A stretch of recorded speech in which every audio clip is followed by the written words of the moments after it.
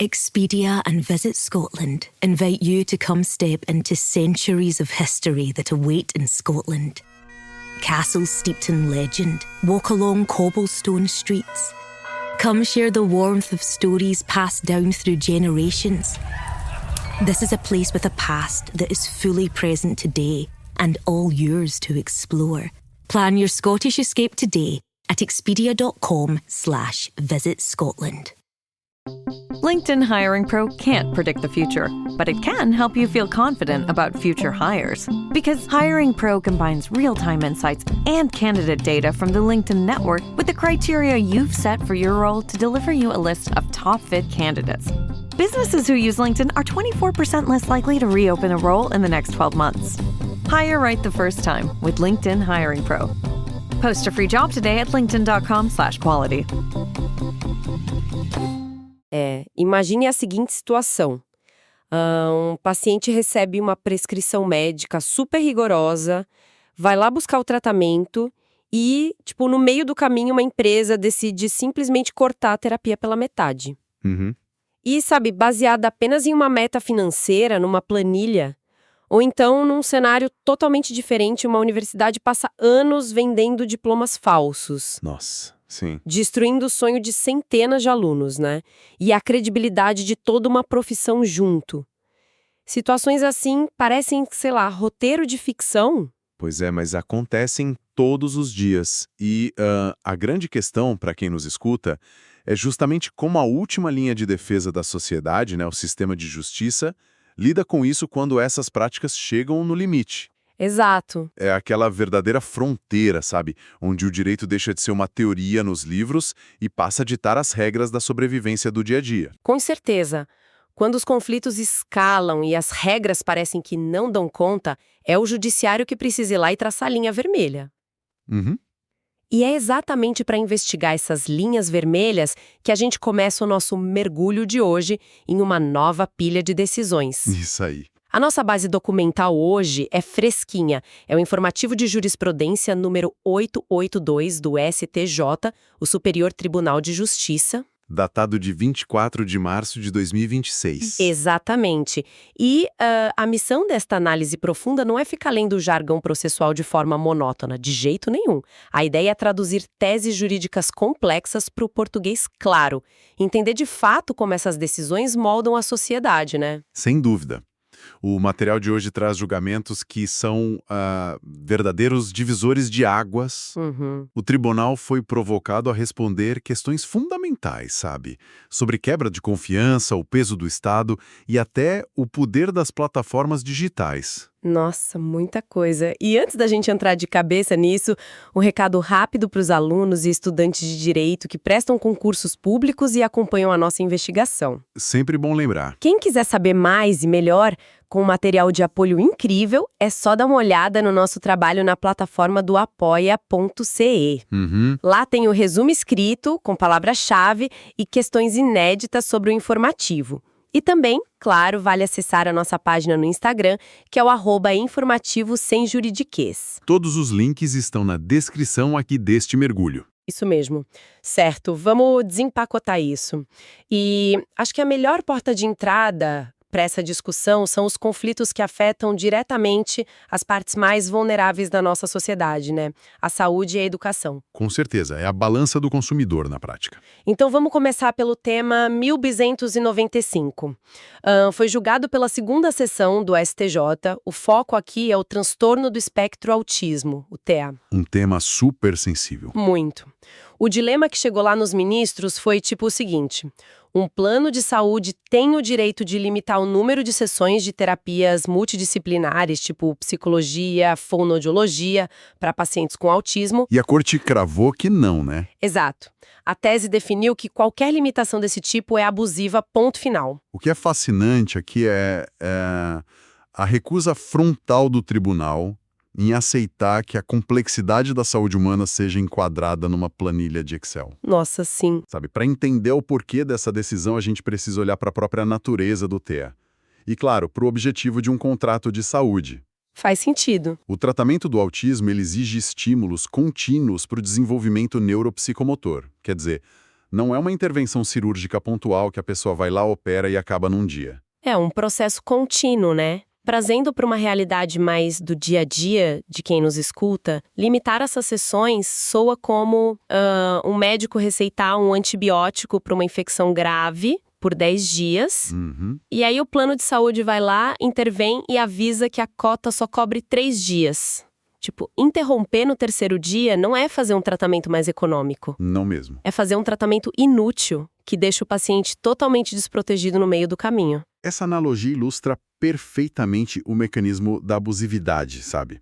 No direito do consumidor, um contrato precisa cumprir a finalidade principal dele. Claro. O plano de saúde é contratado para garantir o restabelecimento, ou pelo menos, a manutenção da saúde. Sim, é o básico. Então, quando a operadora estipula um teto de sessões que contraria a prescrição do médico, ela simplesmente esvazia o propósito do tratamento. Exato, fica sem sentido. A jurisprudência do STJ compreende que se a equipe médica determinou que o progresso depende de um volume específico de intervenções por semana, a operadora não pode jogar uma regra burocrática por cima da necessidade clínica. É bizarro pensar que tentavam fazer isso. Pois é.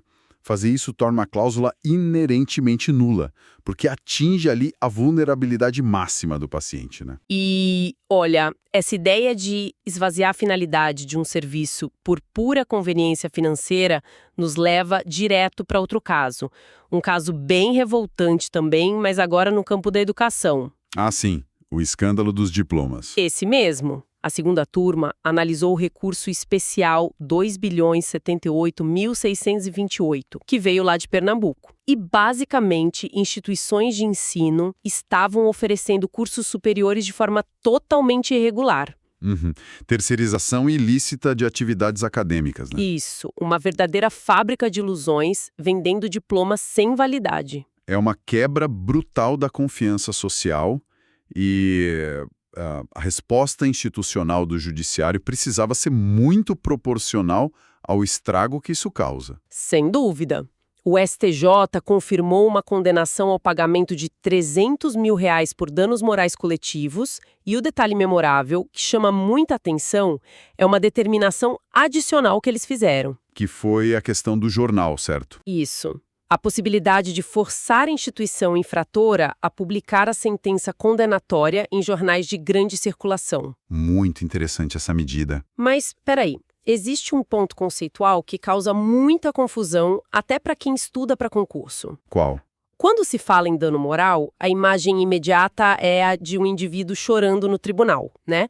Alguém que sofreu uma humilhação profunda. É o padrão. Então, como se prova que uma entidade abstrata, tipo a coletividade, sofreu um dano moral? Qual é a métrica para a dor da sociedade? Alguém precisa ir lá chorar no STJ? Essa é uma das construções mais sofisticadas, eu diria, da responsabilidade civil moderna. Para solucionar essa barreira da prova, o tribunal aplica o conceito de dano in re ipsa. Que, traduzindo, seria o quê? Traduzindo imediatamente, significa dano presumido. É aquele dano que decorre da própria gravidade do fato. Ah, entendi. Não precisa, apresentar laudos psicológicos mostrando que a sociedade inteira está deprimida com o caso. O abalo moral coletivo acontece pela violação intolerável da ética. Ou seja, o dano é a própria fratura no sistema de confiança. A lógica caminha exatamente por aí. Pense num ecossistema educacional. A sociedade inteira opera na premissa de que um diploma, de engenharia ou de enfermagem, atesta que o profissional passou por um crivo super rigoroso. Exatamente. A gente confia que o enfermeiro sabe o que está fazendo. Pois é. Então, quando uma faculdade frauda a oferta de ensino, ela não causa prejuízo só para aquele aluno coitado que pagou a mensalidade e perdeu tempo. Tem um efeito cascata. Exato. Ela lança no mercado profissionais sem qualificação nenhuma e destrói a credibilidade do sistema educacional inteiro. O tecido social é rasgado, sabe? A presunção do dano nasce daí. Isso explica perfeitamente a obrigação de publicar a sentença no jornal, né? Com certeza. Tipo, os R$300 mil punem o bolso da instituição, mas a publicação funciona como uma espécie de vacina de informação para a sociedade. Uma ótima análise. Zootopia 2 has come home to Disney+. Let's go! Get ready for a new case. We're gonna crack this case and prove we're the greatest partners of all time! New friends. You are... Gary the Snake. And your last name? The Snake. Dream team. New habitats. Zootopia has a secret reptile population. You can watch the record-breaking phenomenon at home. You're clearly working at. Zootopia 2, now available on Disney Plus, rated PG. Serve para alertar o mercado de que aqueles diplomas são inválidos e, claro, desestimular outras faculdades a tentarem esse mesmo caminho ilícito. E se conectarmos isso com um cenário maior, fica evidente um padrão de assimetria de poder, sabe? Qual assim? Até agora, a gente observou empresas privadas falhando com os cidadãos, quebrando as regras e sendo corrigidas. Mas existe uma assimetria ainda mais drástica, que é a relação entre o indivíduo e o peso da máquina do Estado. Ah, sim. O próprio Estado lidando com as regras? Exatamente. E o Estado possui duas faces muito distintas que esse informativo aborda muito bem. Uma é a mão pesada e punitiva do direito penal. Certo. A outra é a engrenagem burocrática da administração pública. Então vamos olhar primeiro para essa mão punitiva, entrando na matemática do Código Penal. Vamos lá. A terceira seção julgou os embargos de divergência 2.206.873 de São Paulo. O debate é sobre o parágrafo único do artigo 68. A famosa dosimetria. Isso. Para contextualizar, quem nos ouve pode imaginar um crime de roubo que é cometido com o uso de arma de fogo e, ao mesmo tempo, em concurso de agentes, ou seja, por uma quadrilha. Um cenário, infelizmente, bem comum. Pois é. A lei diz que o uso da arma aumenta a pena em 2/3 e o envolvimento da quadrilha aumenta em 1/3. A primeira intuição seria simplesmente fazer uma soma maluca, né? Somar tudo e aplicar uma apreensão gigantesca. É o que muita gente acha que acontece. Mas a tese firmada diz o oposto. O juiz não faz essa soma automática. Isso é um freio de arrumação na forma como as penas são calculadas. Para quem não tem familiaridade com o processo penal, o juiz usa um método chamado dosimetria da pena, que tem 3 fases. Certo. E esses aumentos entram onde? É justamente na terceira e última fase dessa conta que entram essas frações, que a gente chama de causas de aumento de pena. A discussão central do STJ foi se o magistrado pode empilhar frações indefinidamente. Isso, exatamente. Mas espera aí, se a lei prevê que as duas condutas agravam o crime, qual é a justificativa técnica para ignorar uma delas na hora do cálculo final? Não seria tipo um prêmio para o criminoso? Olha, a resposta do tribunal vai direto no princípio da individualização da pena. A punição precisa ser focada na maior reprovação da conduta de forma cirúrgica. O artigo 68 estabelece que, quando existem 2 ou mais causas de aumento, o juiz pode limitar-se a um só aumento. Ah, então ele não é obrigado a somar. Não, mas o STJ estabeleceu um filtro muito rigoroso aí. Se o juiz optar por aplicar um único aumento, ele é obrigatoriamente forçado a escolher a causa que mais eleva a pena, a mais gravosa. Então, no caso do nosso exemplo, ele obrigatoriamente aplica os 2/3 pelo uso da arma e descarta aquele 1/3 da quadrilha. Correto. A lógica por trás disso é evitar punições infinitas. A sanção pelo uso da arma já carrega uma carga punitiva altíssima, que reflete o risco de morte no assalto. Sim, faz sentido. Ignorar o aumento maior para aplicar o menor seria brando demais, né? E somar os dois de forma mecânica seria excessivo.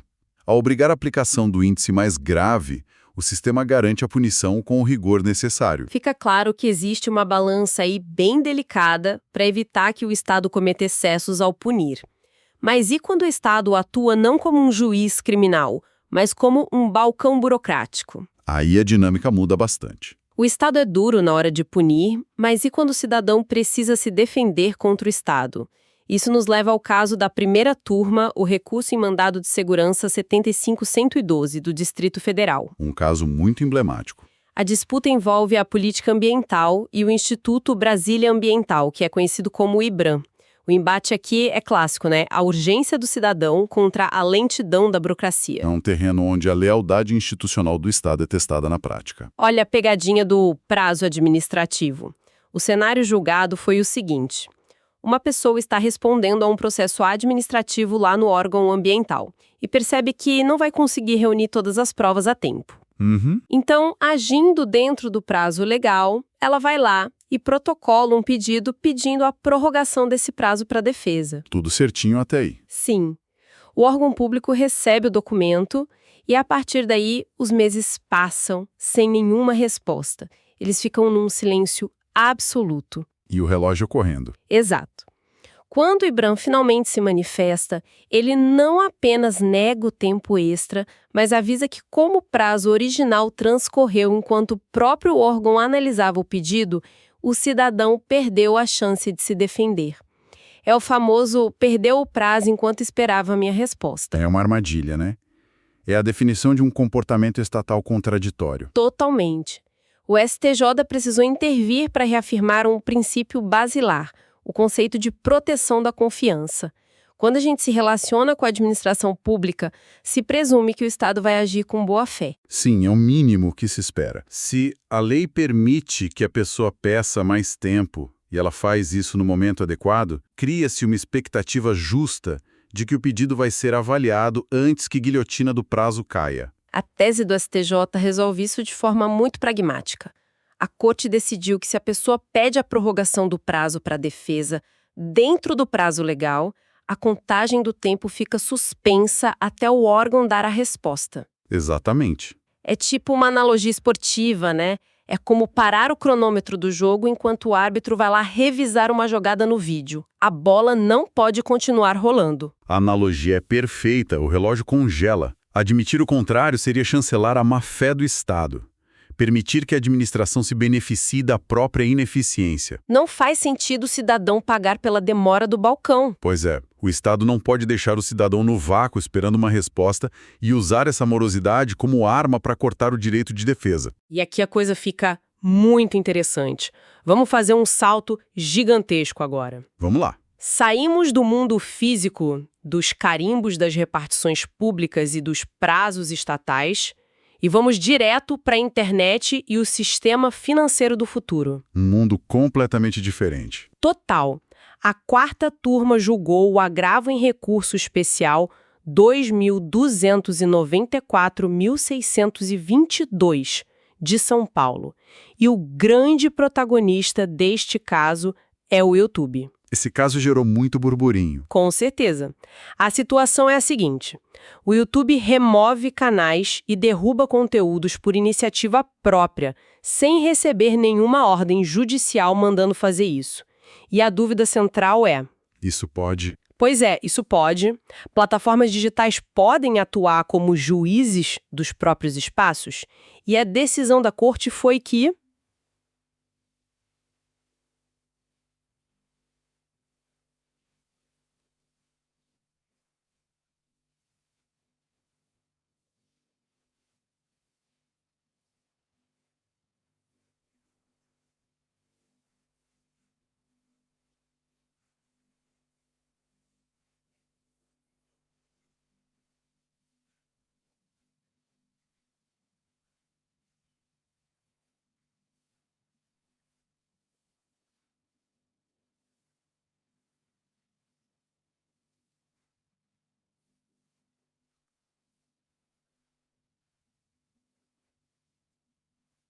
esse julgado ele toca num dos nervos mais expostos da nossa vida digital de hoje, que é a fronteira entre a moderação de conteúdo privada e a liberdade de expressão. Mas espera aí, confesso que isso gera um alerta imediato, sabe?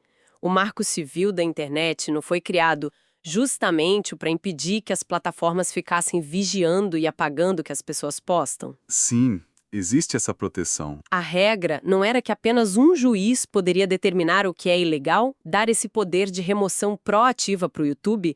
Não cria uma espécie de tribunal privado? É uma provocação essencial.